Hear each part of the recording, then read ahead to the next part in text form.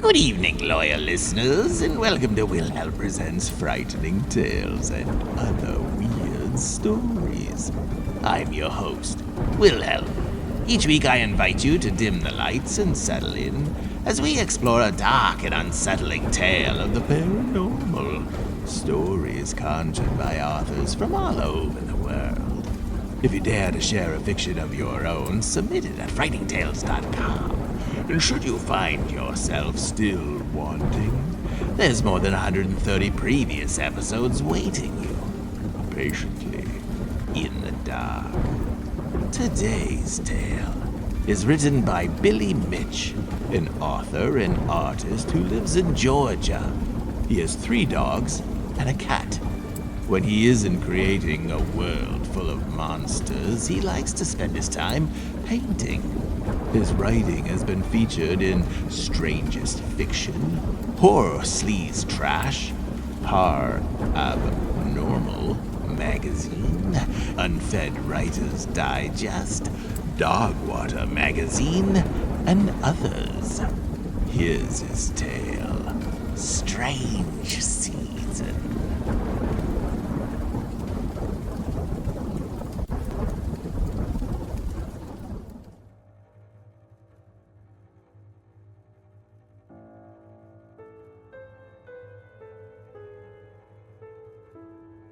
I would always attend the holidays at my mother's house up in Moon Bay for the entire month of December. It was the only time of year that we as a family would all get together. An annual family reunion that had become more of a tradition than anything else. But this year would be the first time in years that we would break that cycle and spend the holidays down in Ackles Beach with my grandparents, whom I hadn't seen since I was the age of 5. At that time, I didn't think much of it, and my mother assured me the only reason we were going to stay with them was because they might not be alive for much longer. I could only agree that it seemed fair, but the entire ride down from Moon Bay to Ackles, I felt all but normal. I kept thinking about those old photographs of them crammed in the plastic sleeves of picture books that Mother kept on the mantle. Those pictures always creeped me out. I blame it on those long floral nightgowns that Grandma would always wear. They seemed ghost-like and dirty, Polaroids frozen in time. As I sat in the back seat clutching onto a box tightly sorted inside a pink wrapping paper, I couldn't help but notice how the edges were loose and torn. It wouldn't be any surprise if Mother had done a shoddy job wrapping it. She hated the holidays. She hated the cold winter snow. She hated holiday traffic. She hated the way the windows whistle if down low enough to perform a whistle. She hated the way one chews their food, that loud slurping, smacking. She hated the sound of someone sneezing or coughing too loud. She hated just about everything. But most of all, she hated long car drives. It made me wonder exactly what sort of gift she would have bought or made. I wondered if it was a bomb. So I stuck it close to my ear in search of a ticking. "Luther, please, it's fragile," Mother hissed, in a tone of strict authority. "Grandmother would be very upset if the only present I bring is broken, wouldn't she?" I nodded the way a good son would nod out of fear, of 5 knuckles across the cheek, and set the box back down in my lap. "I shouldn't have kept you away from your grandparents, Luth. Not for this long. They've changed so much since you last saw them. I'm sure I'll barely recognize them either." My mother was a very angry woman, but in that moment, with those words, I witnessed a pinch of compassion and soft-heartedness that I had rarely ever seen. It was a glimpse of temperament that made the remainder of the trip that much more uncomfortable. When we arrived, it was very late. At some point, I'd fallen asleep only to awake to the lurching street lamp swollen in white twinkling light, and to Mother roughly shaking me. "Wake up!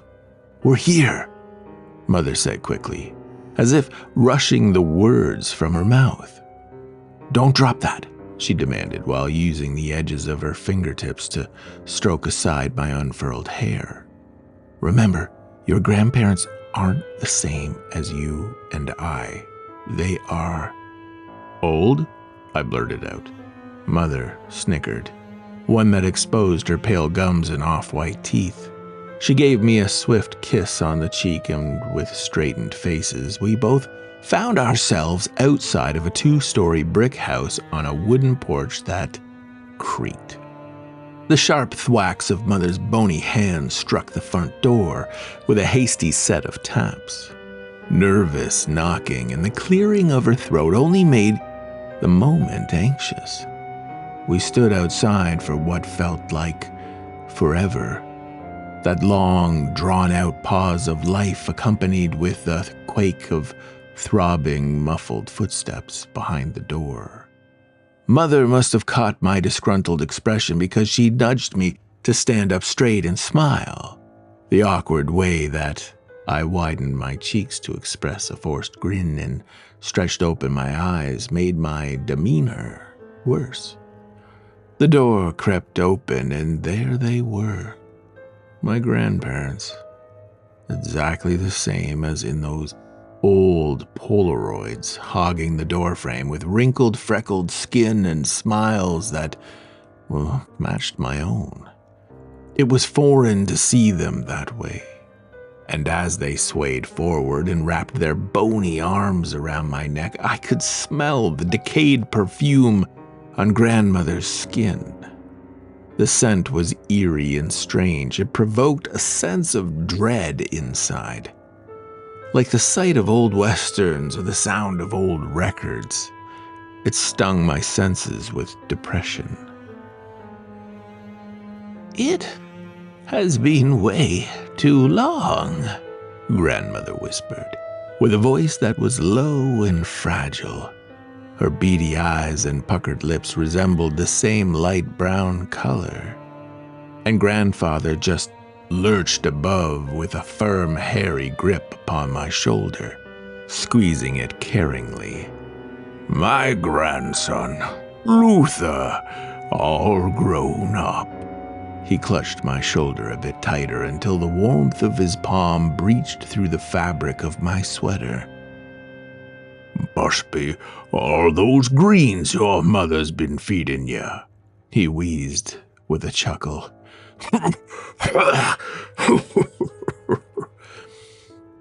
"We only eat meat around here, though. It'll toughen you up. Put some weight on those bones." Grandpa gave one last squeeze and released me from his heavy clutch before embracing Mother with a long hug. "Oh, never mind your silly old granddad. He's just poking fun. We keep a garden in the backyard. He loves his vegetables. You'll see," grandmother said with a wink. So far, they weren't as bad as Mother had made them out to be. They seemed normal enough, with their plastic-covered couch and hot furnace that only forced sweat to wet my neck and arms. I squirmed in a way that was noticeable, wishing I had worn something I could shed.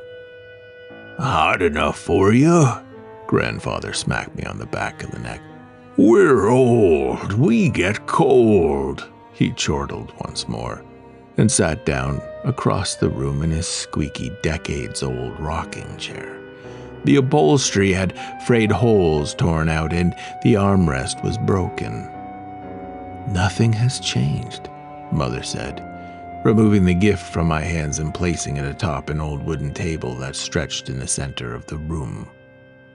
"Not even the wallpaper," she muttered, admiring the dingy forest green floral pattern stamping the walls.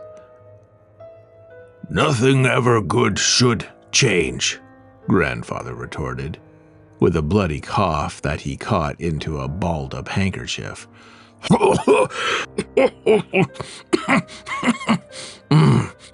Why fix what ain't broke? He grumbled, ignoring the busted and tattered chair he sat upon. We aren't very materialistic. You know that, dear, Grandmother spoke with a smile. We don't need much around here. We only need you, our sweet daughter, and our precious grandson, Luther. She gazed at me with awe and a kindness that I wasn't conditioned to. It made my skin crawl. It made the hairs on my body rise. It made me feel broken. Come over and make yourselves at home, Grandfather barked, with his tarnished cloth still pressed firmly against his dripping lips. Don't bite none, can't, since I lost all my teeth. He hacked up the sloppy set of dentures into his other hand to bare his graying gums. See? Grandfather cackled, wrapping them inside a bloody cloth and stuffing them inside his shirt pocket. Perhaps this is what Mother meant when she told me Grandfather was losing his mind. The decline of self-preservation, the decomposition of the body, the mental disease of madness. The house was a relic, a preserved construct frozen back to the time my mother still lived there. The same oil paintings and wooden staircase that ascended into the darkness of the second floor. The familiar effigies of glass smothered in dust upon an old shelf next to the same worn-out furniture. Everything about the place hadn't changed. Creatures of habit, fearful of change. Mother called them superstitious. They were vehement about maintaining the layout of the house. Nothing could ever be altered. I wanted to test it out, and if what Mother had said was true, doing so surely would break my grandparents' strange behavior. Or maybe it wouldn't. Maybe my mother was making it all up. The upstairs was a little more cramped than the downstairs, with the floorboards groaning beneath each step I made. It was obvious Grandmother and Grandfather didn't come up there often, due to the infestation of spiders. It was an arachnophobe's nightmare. I imagined them crawling over my face, so I shuddered out of impulse, following behind Grandmother and Mother down the hallway that led to my temporary bedroom. The room that once belonged to my mother. I think everything is how you left it all those years ago, Cheryl.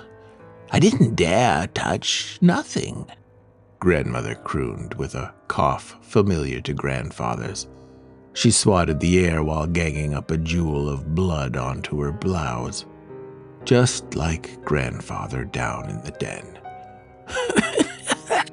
Yeah, it's just all this dust. It gets into my lungs, she screeched with a haggard hack before returning downstairs, leaving my mother and I behind in the room my mother once slept.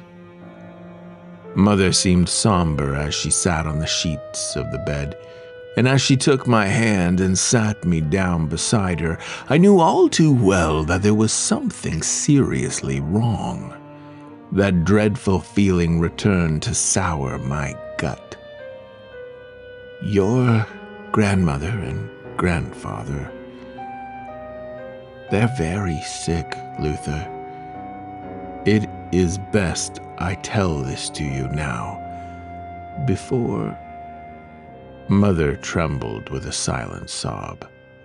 I rested my hand upon her shoulder to share comfort, even if I didn't feel the same for the grandparents I barely knew.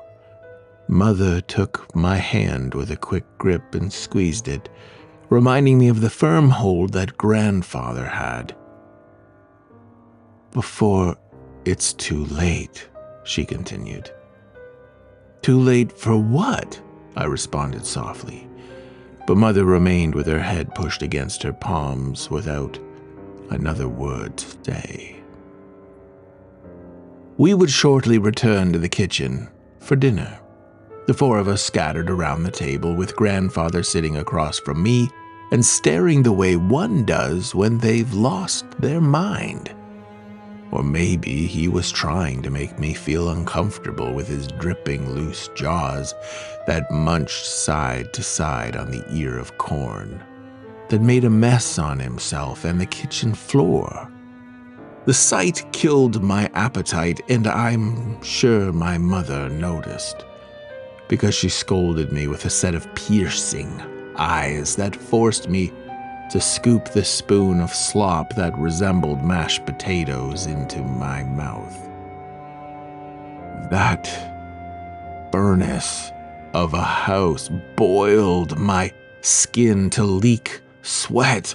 Even Mother's face was rose red and glistening, the edges of her hair soaked and matted as if dunked head first into a pool of water. But grandmother and grandfather appeared dry and comfortable, unfazed by the suffocating temperature. "You better eat your meat, boy, if you're gonna grow up big and strong," grandfather sunk his finger into the slab of bloody meat smeared across my plate. "The human body deserves it." As I peered down at the finger-sized hole he made, and then back at my toothless grandfather gnawing feverishly into the fat of bleeding meat, I felt the sludge of what I had already eaten return with a retching upon the table, a vomit-inducing disgust ruining the meal they had prepared. "God damn, boy!" grandfather barked, bolting to a stance that expressed anger, with arms stretched out wide and with a tone I hadn't heard since our arrival. I could only think of it as a peek beneath the veil. "Oh, dear, calm down. Luther didn't mean to. He's just not accustomed to our food is all," grandmother spoke wearily, while grandfather grunted and stormed off into the darkness of the den. "Please forgive your silly old granddad, Luther. He's just a grouch these days," Mother said while using a damp wash rag to scrub the vomit away. I could still taste the mysterious porridge that made me spill my guts. It was putrid and sour, a flavor I had never experienced. "We'll get this cleaned up, Luther," grandmother said with a grin, pointing for me to retreat to the den where grandfather sat, staring off into the floral-patterned walls, still chewing what was left of the bloody meat. I found a seat across the room and made sure not to make a sound out of fear of him noticing my presence. But he had already caught a glimpse of me watching him and waved his withered, pale hand for me to get closer. "I told you I don't bite. I might bark, but not bite," grandfather wheezed, wrestling his arm across the back of my shoulder to pull me in close. The rancid essence of his breath was revolting. "You're my grandson. Luth, my own flesh and blood. I'd never hurt you none." He took a breath to hack another wad of red snot into the pocketed rag. I nodded with a nervous smile. The only emotion I could share without the feelings of frightful disgust seeping through, and to escape his capture was redefined by a clenched fist. His bloodletting lungs wailed loud as he hunched his body down into a spastic episode of hysterical coughs. If it weren't for my mother pulling me free, I think he would have taken me down to the carpeted floor with him. "Stay back, Luther. It'll all be fine," Mother said, as she and Grandmother crouched down to help Grandfather back into the broken chair.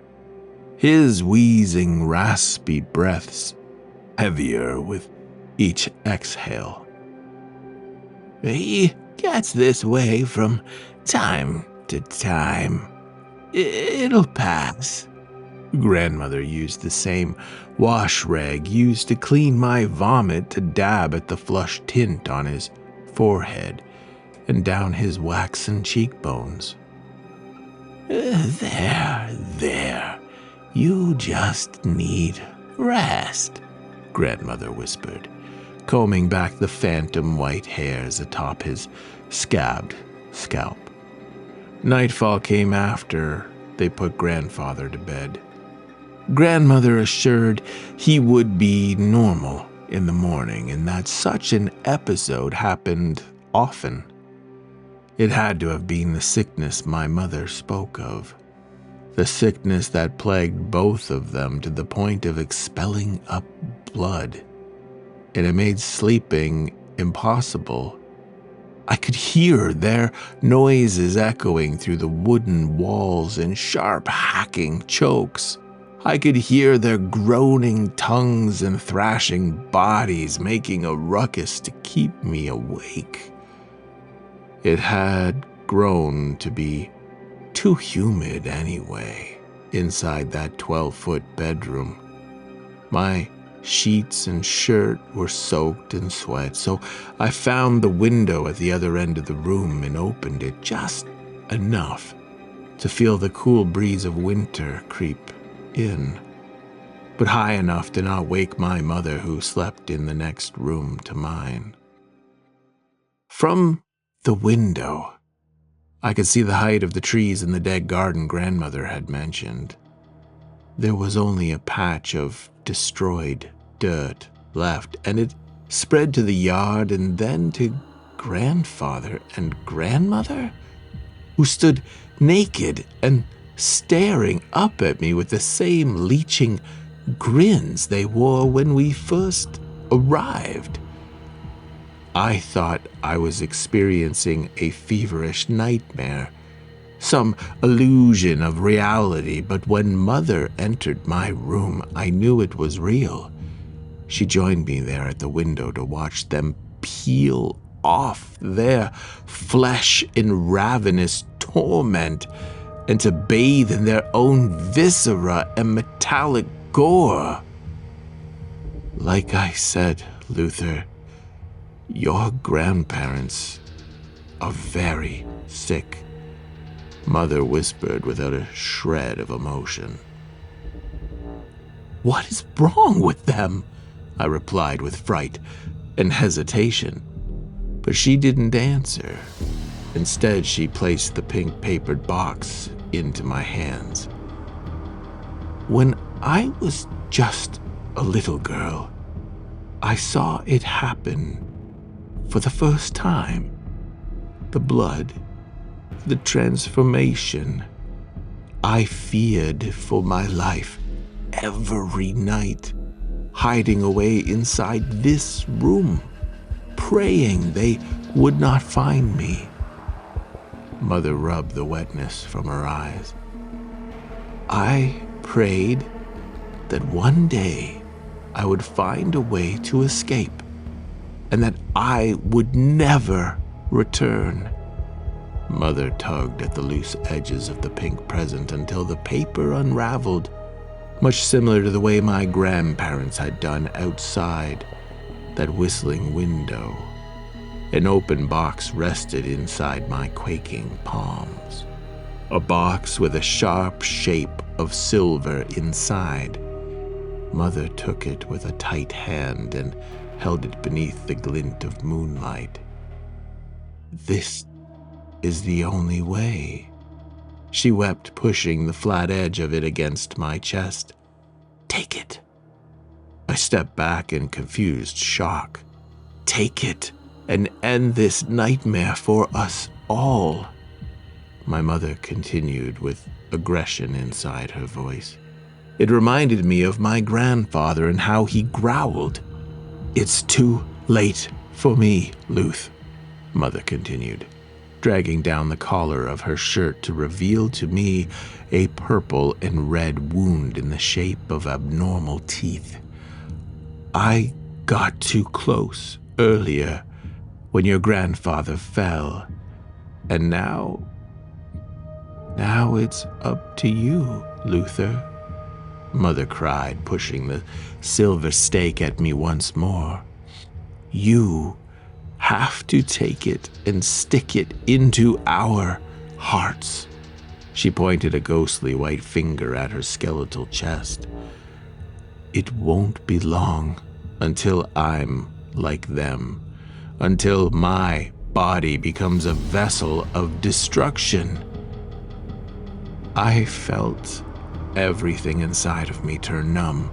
I felt only the cold slab of silver and the sickening dread of thrusting the edge of the stake deep into my mother's chest.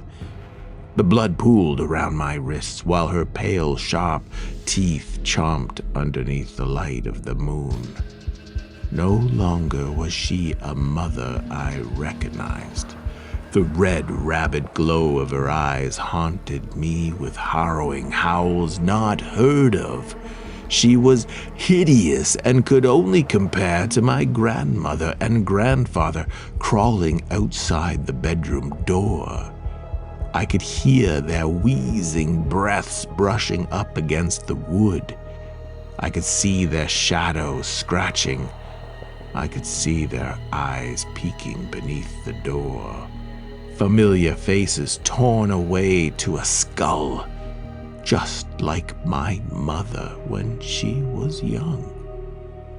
I had no place to run, only these four walls and a blade of silver aimed outward at the wooden doorway that burst free to the sight of four-legged horrors of grandparents past, to watch both of them crawl across the room to the cursed corpse of my mother and howl in what reminded me of mourning.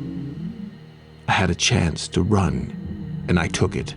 I barreled with haste down the stairs and for the front door, with the sound of them hassling at my heels. I knew they were faster and stronger than I, and had done this 100 times before. The killing of man, the devouring of blood. At that moment, I thought of what grandfather had said in the den about not ever hurting me, and then I figured it didn't matter anymore. The only thing that mattered was surviving that night by killing my grandparents in cold blood with a chunk of silver. It grew heavier in my hand when I swung it, and even heavier when I found myself below the belly of one. Grandmother wailed when it pierced her heart, and I screamed when her blood poured down inside my mouth, the taste of a cursed bloodline expelled to paint my world red.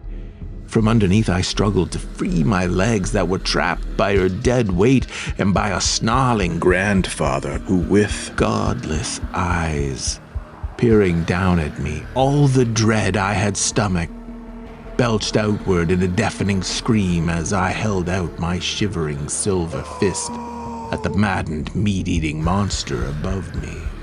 It roared with a furious vengeance and clenched its rugged ivory nails around my throat to squeeze everything black. I could feel the drift of my consciousness diving away. I could smell the putrid stench of his breath before, just as before, and could feel my body sweat no more.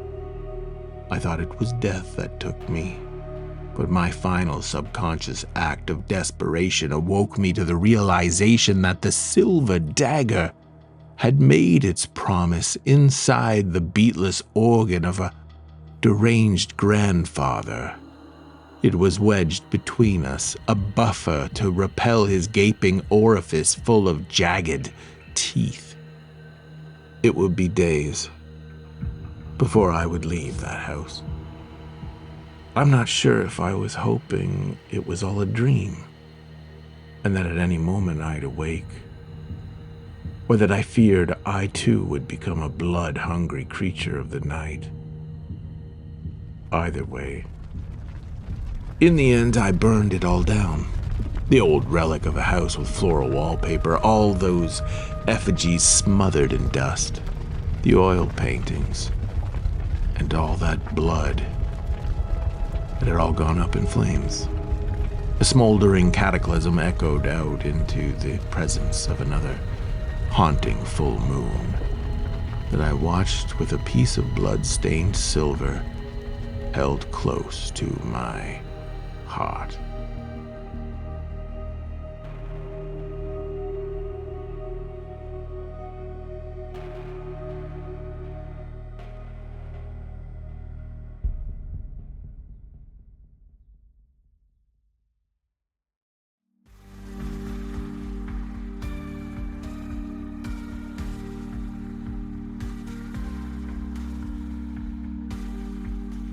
Thank you, dear listeners, for venturing into the dark with me tonight.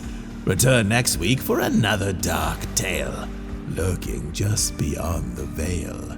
If you enjoyed your journey with me, support my work. Like, subscribe, rate, or leave a comment wherever possible. Most of all, share frightening tales and support the authors who dare to dream these machinations.